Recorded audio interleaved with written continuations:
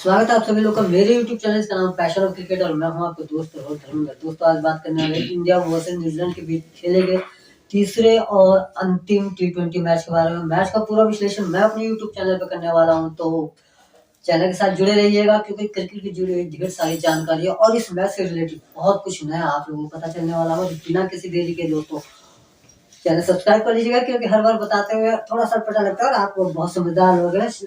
दो T20 matches जैसे India ने खेले हैं, जिस तरीके की परफॉर्मेंस इंडियन टीम की रही है, और दोनों ही T20 मैच इंडिया ने अपने बेहतरीन प्रदर्शन, स्पेशली मैं कहूँगा गेंदबाजी का स्तर इतना इंडियन टीम का बेहतरीन रहा है। स्पेशली चाहे वो आपका अटल बिहारी वाजपेयी स्टेडियम हो चाहे नरेंद्र मोदी स्टेडियम, जिस दोनों ही मैचों में स्टेडियम में जिस तरीके से स्पिन गेंदबाजी इतनी कलात्मक दिखी, कहीं ना कहीं न्यूजीलैंड टीम उससे पार नहीं पाई और इसी से कुछ मिलता जुलता हम सबको उम्मीद थी। लेकिन मुझे थोड़ा सा ये था कि थोड़ा कुछ डिफरेंट होने को मिलेगा, कुछ अलग देखने को मिलेगा कि इंडियन टीम भी इस लिहाज से प्रिपरेशन पे थी कि कुछ नया, कुछ एक्साइटिंग या न्यूजीलैंड की तरफ से एक पलटवार हो सकता है। हम सब इसी चीज की उम्मीद कर रहे थे और इसी की उम्मीद के तहत इंडियन टीम ने टॉस जीत के पहले बल्लेबाजी करने का फैसला किया। ब्रेसवेल जो अमूमन गेंदबाजी करते हैं, और क्योंकि ब्रेसवेल ने 2 बार आपका ईशान किशन की विकेट निकाली है, तो उसका थोड़ा बहुत फर्क पड़ता है और ये फायदा हुआ। ईशान किशन की विकेट गई, लेकिन उसके बाद से शुभमन गिल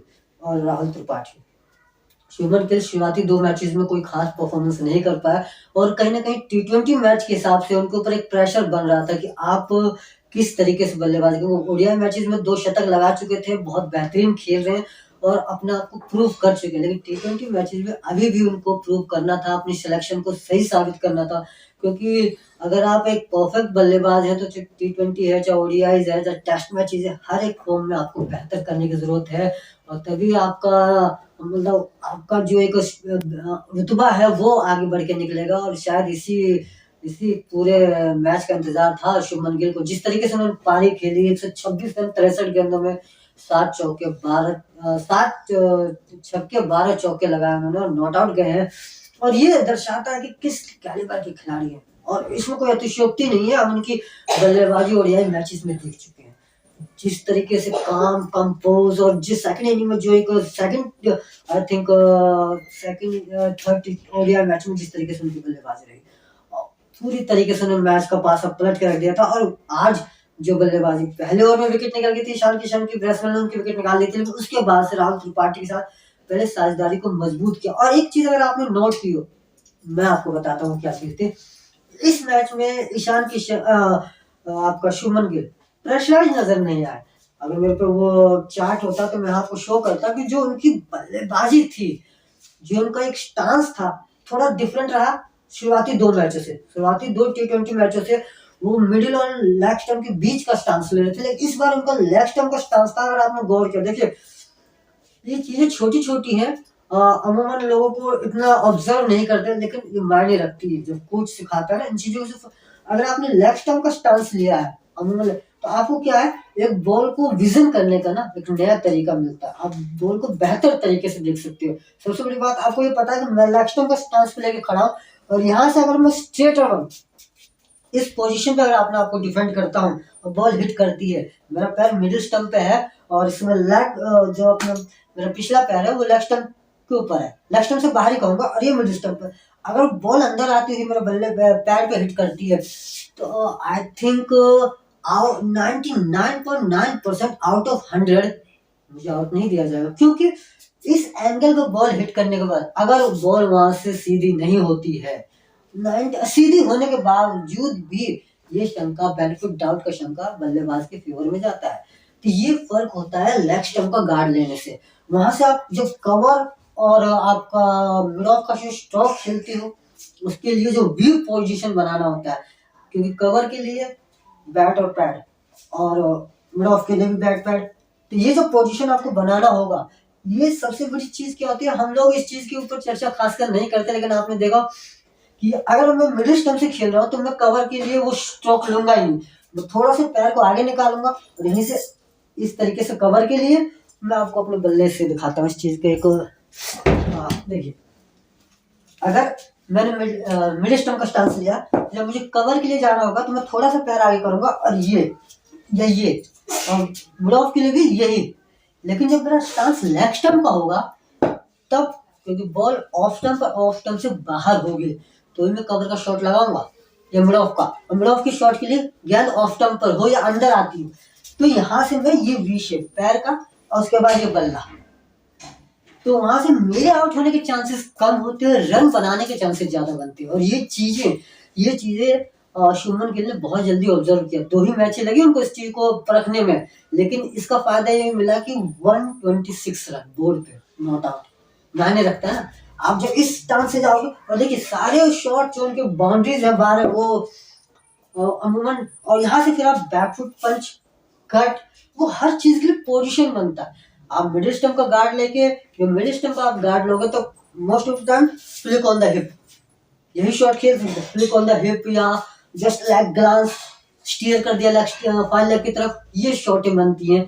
और ये जो बढ़िया खिलाड़ी आपने देखो Sachin most of the time, Virat Kohli, Ricky Ponting, Babar Azam, Mohammad Rizwan, आपका कॉनवे और ग्लेन जो रूट हो गए, केन विलियमसन हो गए, बहुत से ऐसे ब्रायन लारा, आई थिंक लॉस्ट ऑफ इतने ज्यादा प्लेयर हैं मैं उनके नाम जो बेहतरीन खिलाड़ी हैं। विगेश लक्ष्मण हुए, राहुल द्रविड़ हुए, सौरभ गांगुली हुए, इनका स्टार देखा सौरभ गांगुली, राहुल द्रविड़ बैकफुट पे आने के बाद जब आप लेफ्ट स्टंप के गार्ड से आपको इतना ज्यादा समय मिलता है कि आप इजीली कहीं भी खेल सकते हैं। वही चीज शुभमन गिल की पारी में हम सबको देखने को मिला और यही एक बदलाव था जिसने शुभमन गिल की इस पारी को बड़ा बनाया, विशाल बनाया।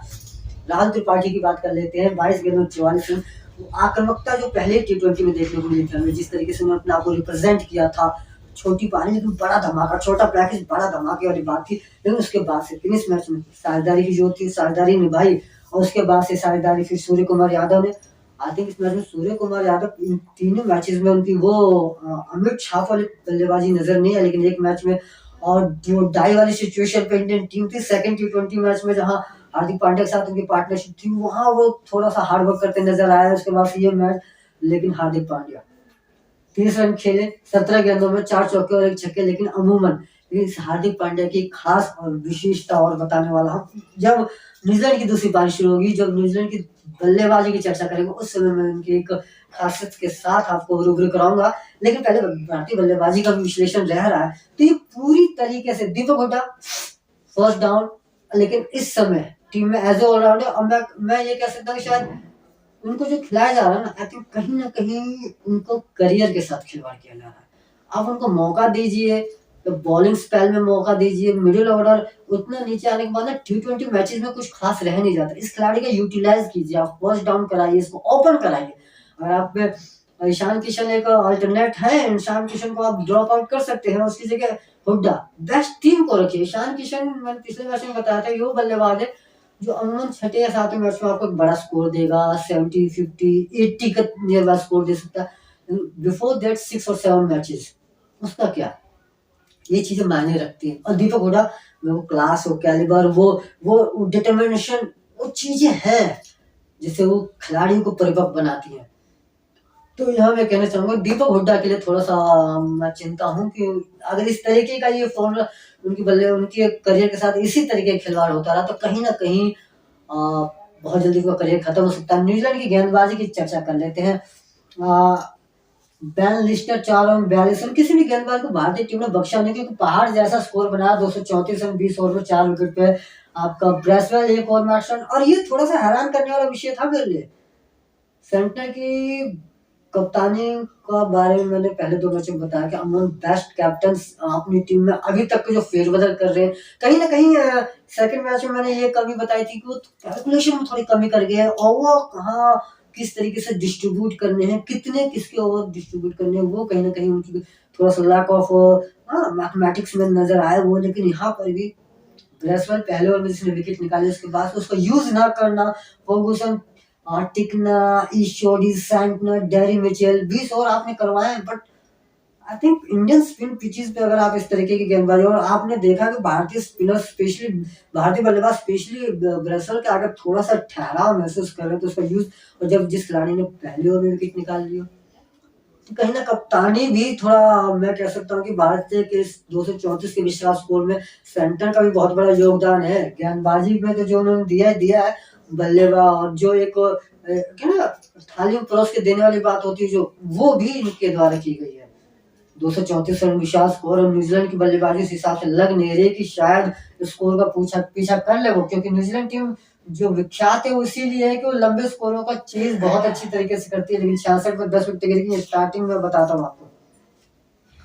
उसके बाद से पावले हार्दिक पांड्या ने 30 रन उधर बनाए 17 गेंदों में, लेकिन उसके बाद से जो गेंदबाजी का ऑप्शन उन्होंने अपने हाथों पर लिया, और जिस तरीके से गेंदबाजी की 4 विकेट निकाली हैं, और match the match Hardik Pandya बेहतरीन होते जा रहे हैं। और जिस खास बात की चर्चा कर रहा था मैं, सबसे पहले इनका इकोनॉमिकल बॉलिंग देख लेते हैं। 4 ओवर 16 रन 4 विकेट। अच्छा, आपने ये गौर करने की कोशिश की है, हार्दिक पांड्या T20 मैचेस के कैप्टन हैं भारतीय टीम के, और पिछले तकरीबन 1 साल से कप्तानी कर रहे हैं T20 मैच में स्पेशली। और जब वो कैप्टन होते हैं तो रोहित शर्मा अवेलेबल नहीं होते, विराट अवेलेबल नहीं होते। पहली चीज, क्या वो फैबोफोबिया है? क्या वो चीज है बड़े प्लेयरों को अंडर प्लेयर के साथ खेलने में? अगर वो कप्तान अच्छा है, लीडरशिप उसकी अच्छी है, तो क्यों ना टीम जुड़े उसके साथ। दूसरी चीज, जो मेन चीज थी जो हार्दिक पांड्या से रिलेटेड है, वो ये है कि हार्दिक पांड्या के बॉलिंग एनालिसिस को आपने कभी चेक किया है? स्पेशली T20 मैचेस में जो वो खुद कप्तान होते हैं, 2-4 मैचेस की मैं नहीं कह सकता, लेकिन एक एवरेज परफॉर्मेंस निकालेंगे तो I think he was the one of the best bowler at that time. अगर उन्होंने अब तक के मान लीजिए 10 मैच खेले, तो मैं 10 में से 2 या 3 मैचों को एक्सेप्शनली छोड़ देता हूँ, क्योंकि हो सकता है बेहतर ना हुआ हो, लेकिन 6 से 7 matches he was one of the greatest at that time in that match। चाहे उस मैच में सामी साथ में है, चाहे बुमराह साथ में है, चाहे भुवनेश्वर साथ में है, चाहे सिराज साथ में है, चाहे ठाकुर साथ में, डजंट मैटर, वो खिलाड़ी अलग से ही निकल के आ रहा है। उसकी बल्लेबाजी, उसकी गेंदबाजी, उसकी फील्डिंग स्टाइल और कम्युनिकेशन, आप खिलाड़ियों के साथ किस तरीके से तालमेल बिठा रहे हैं, वो कम्युनिकेशन दिखता है।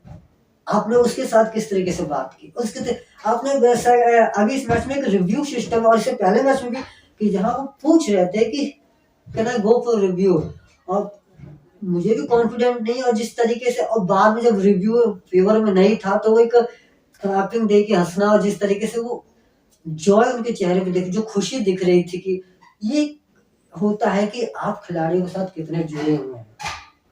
एक इसी मैच में हुआ था कि रिव्यू ले रहा, और लास्ट टाइम, ये मैंने खुद नहीं सुना, लेकिन जो एज ए कमेंटेटर कमेंट्री हो रही थी कि this is the last chance, just for fun, हंसी मजाक में हो रहा था ईशान किशन के साथ, कि ले रहा हूँ, और लिया भी।